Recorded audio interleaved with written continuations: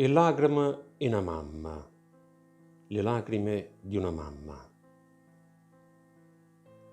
A mamma chiagnerindo scura, a nasconde zitto zitto ogni dolore, co sorriso imbroglia tutte le paure che la fanno tremare spesso in pietto cuore. A lacrime in una mamma è l'amore che si scioglie, se porta ogni dolore senza dramma, e tutta la vita campa solo per i figli. Quando siamo piccirilla ci sostiene con la manella e ci accompagna passo passo ogni momento. Poi quando si fa picchiarella ci aspetta a casa con passione ardente. Chi tiene ancora la mamma non la facesse chiagnere, perché che sta innanzi a Dio è peccato.